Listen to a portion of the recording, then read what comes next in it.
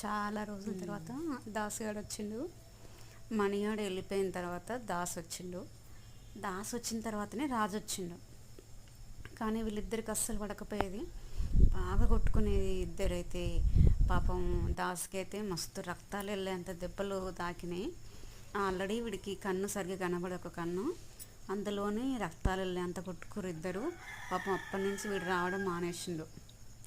దాసు రావడం మానేసిండు. రాజు అయితే డైలీ వస్తుండు. సరే వాడికి వాడు వస్తుంది కదా, వానికైతే డైలీ ఫుడ్ పెడుతున్నా. ఎన్ని రోజులల్లా దాసు నాకు ఒక 2-3 సార్లు కనిపించిండు. ఒకరోజు అయితే ఫుడ్ పెట్టిన, నేను ఆ రోజు వీడియో అయితే తీయలేదు. ఆ రోజు ఫుడ్ పెట్టిన.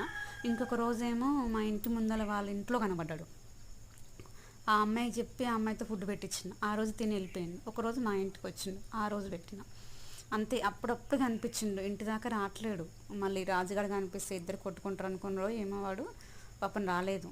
ఈరోజు మార్నింగ్ అయితే ఎప్పటిలాగా రాజు వచ్చిండేమో అని గోడ దగ్గర పోయి చూస్తున్నా. ఆ టైంలో గొంతు కొంచెం వేరేలా వినబడుతుంది. రాజు రాజు అని పిలిస్తే మియా మియా అంటుంటే కొత్తగా వినబడుతుంది. ఎవరని చూస్తే దాసు. అరే ఇన్ని రోజులకు వచ్చావు నాన్న, ముందు పాలు పోసుకొస్తా అని పాలు తీసుకొచ్చి పెట్టినా. దబ్బా దబ్బా తాగేస్తుంది పాపం, ఎంత ఆకలేందో ఏమో.